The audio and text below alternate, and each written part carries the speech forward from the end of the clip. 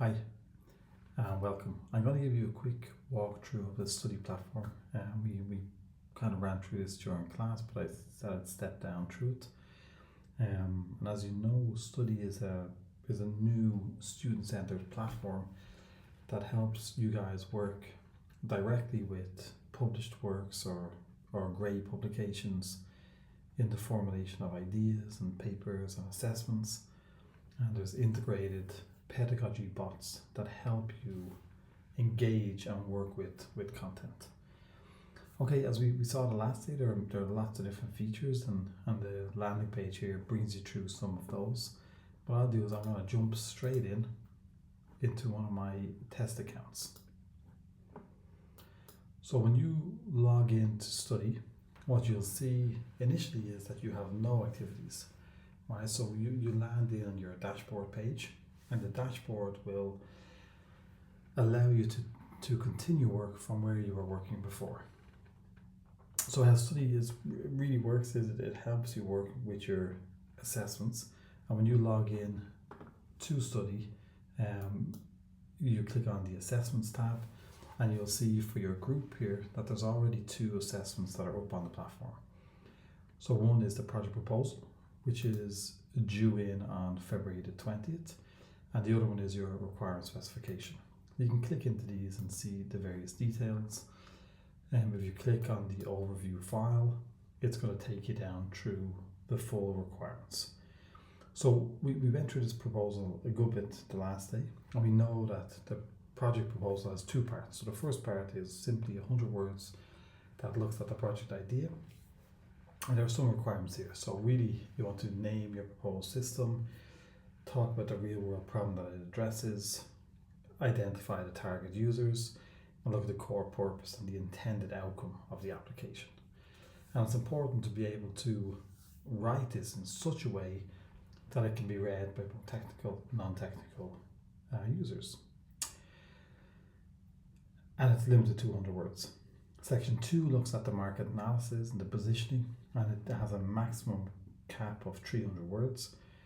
And what this looks at is the existing market or ecosystem relevant to your project idea. It talks about whatever current solutions that are there, competitors or alternative approaches, and looks at the gaps or limitations within the existing landscape.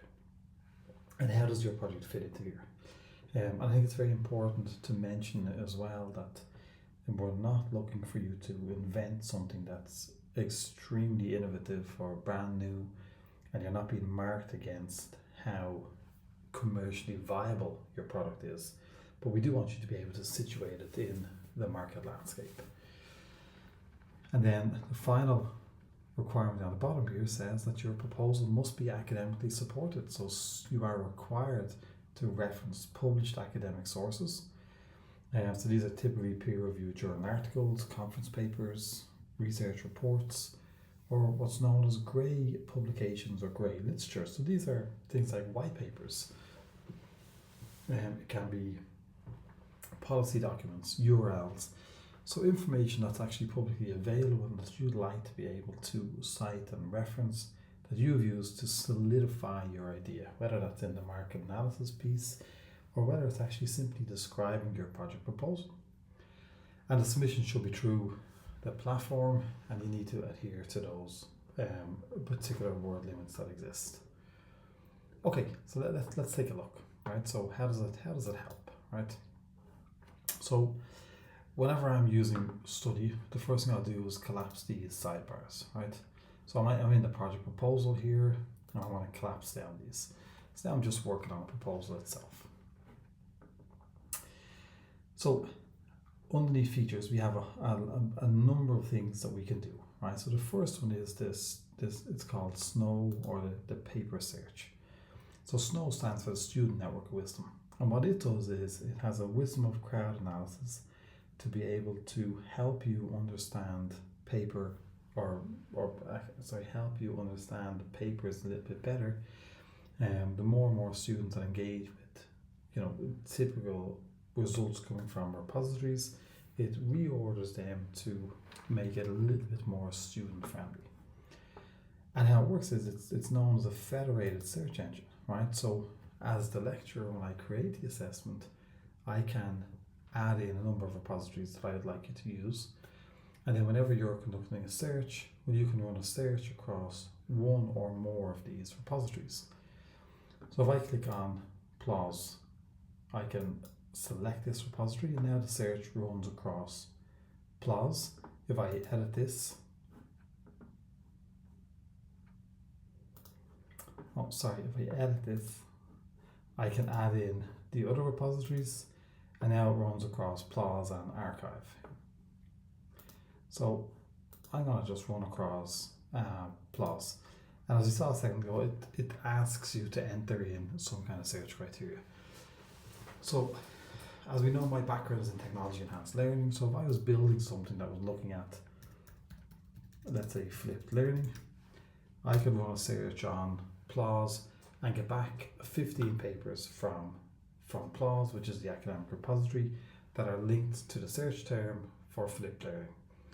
Now, these papers are coming from this academic repository. They're open source or open access, and I have access into them. What we do here inside Studi is we've built an adaptive hypermedia system to help you work with those papers. So as we see the output, we have 15 papers. So we have the paper title, we have the authors, the year, the publisher, where they came from, and then the status. So there are 4 different things that we'd like you to do with those papers. The first one is to look at the abstract and then to be able to use keywords to describe the abstract. So if I jump in here, and I can see now that the user interface is going to give me the abstract.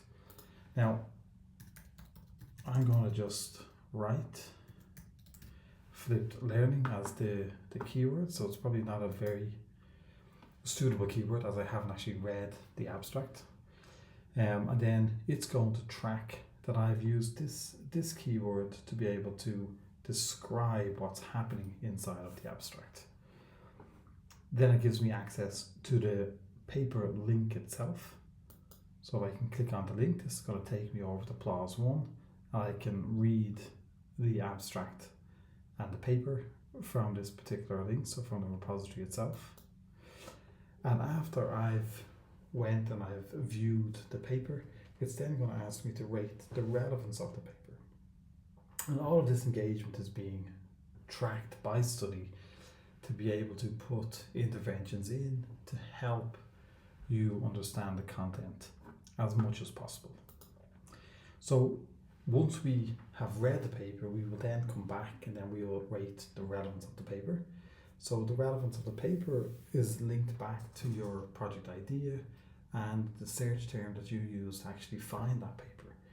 And the options we have really is that the paper was perfect for a search term, for a project, it was useful, or it was completely unrelated. So we're going to go with perfect.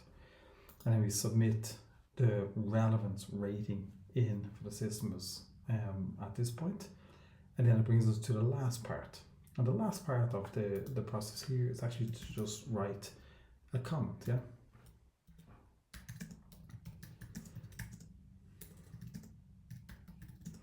So I'm going to say this paper was super. Not a very useful comment, but okay for demonstration. So what the system is doing now is it's going to look at the actual paper, it's going to look at my review, and it's going to track this engagement, which is known as effective engagement. And then it's going to actually update the interface to be able to show us that if we look at the first paper now, we can see that the status over here, the review has been submitted. So it's going to be able to track all of this information. So these are where we have the published work. So these are the published from, I guess, suitable repositories. If we jump into the grey publications, so the grey publications are unpublished work, so we don't have a search for this integrated here, but what we can do is if we've come across another article or another URL or perhaps a white paper, well, we can actually bring them into Studi. So we can bring in, so I have a sample here that we could simply bring in, and this could be a white paper. The title of the white paper is, it's actually simply just market research.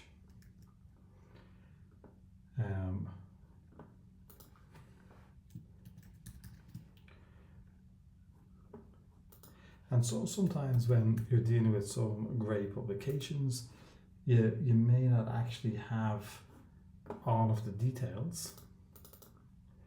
So it's important that we can put in enough details to be able to actually get back this content again. So really we'd like to be able to have the link to the source.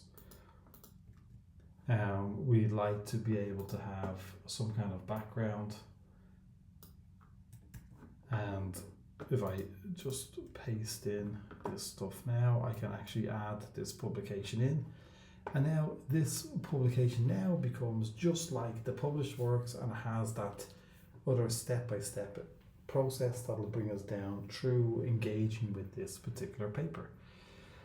We have another part which are recommended papers. So as your lecturer, I can recommend a paper and it'll pop up into this particular section here.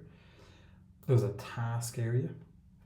Again, I can assign a task, so perhaps it'll be to maybe, add in an additional publication, or when you submit a review, I might ask you to go back and maybe have a look at that review again. But wherever that is part of that kind of collaborative approach. So we look at the reviews.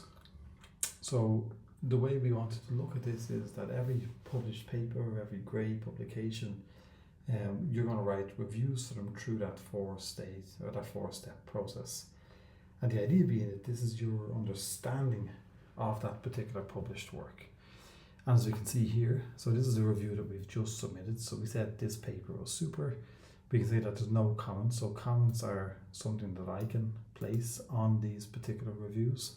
Or then tasks, so I can add a task here, and something like that would be, let's say, could you update the review to include something else, or maybe address this in a particular way, or maybe I'd like it to explain something in a little bit more detail. And when you come back in here, you can always edit the review, so you can update your interpretation. So most of the time we start off and work like this. We have a certain level of domain competence, we have a certain perspective of the world, and what we like to think is that as we engage or as we work a little bit more, that we're going to get better and better over time. So now we get down to where we actually do most of the work. So we can think about the search results or the search engine as building up our domain competence and building up our understanding, narrowing in our search to try to actually figure out what it is we're looking for. And then when we get down into the submission, this is where we have the integrated writing engine that sits inside of Studi. And now this starts off, you're going to get an introduction section, and we can simply start typing here. So this is the report that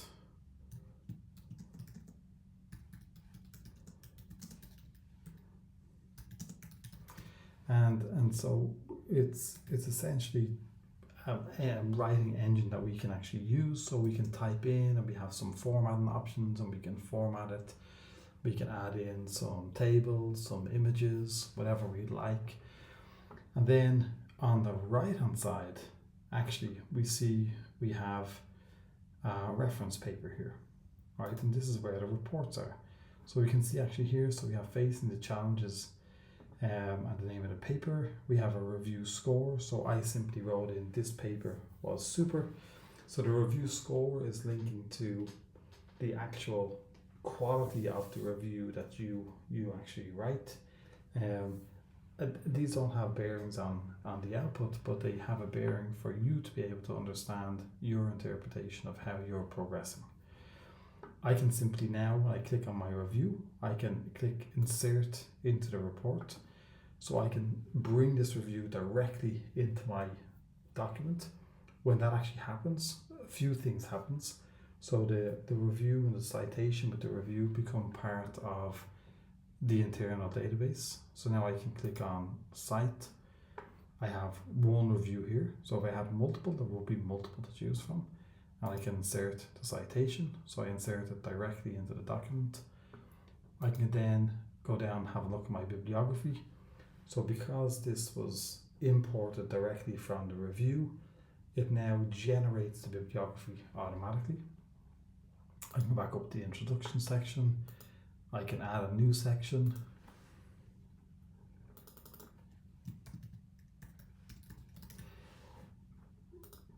And again, just start.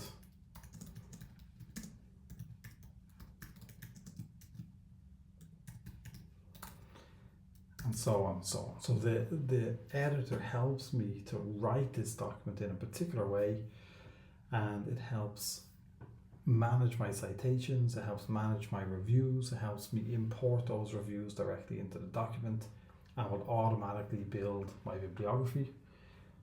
And the last feature that we should touch on really is the chatbot. So there's a chatbot has been created, or a pedagogy bot has been created that's going to work with you through the development of your project. So when we go down here, we can say hi, and then it'll start to come back. So it says, how can I assist you today with your project proposal? Do you have an idea in mind that you would like to discuss? I'm not sure yet. And then it will start to help you brainstorm, or to start to help work with you a little bit, and it'll help you pull together some kind of ideas or some kind of approach to it. And this is what's known as our pedagogy bot. So our pedagogy bot is the ISE project scope coach, and it understands your project proposal, it understands the market research, and it's going to help you brainstorm what kind of things you'd like to investigate.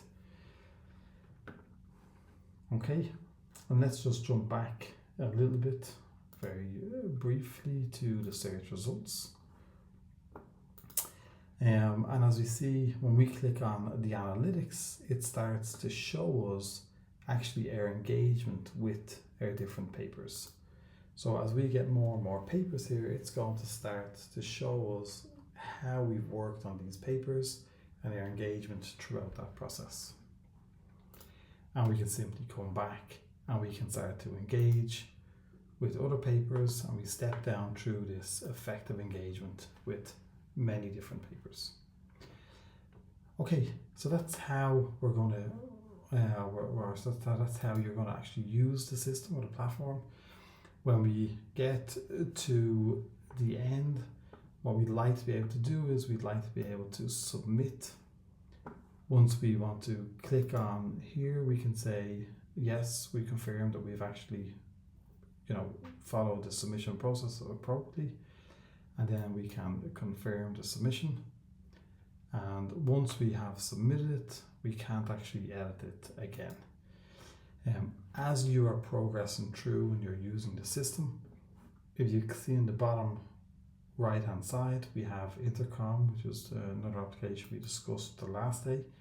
You can click on this and send messages through this platform, and we'll be monitoring this regularly enough to be able to come back and offer some technical support. Okay, I hope that makes sense, and I'm sure I'll see you guys soon in class.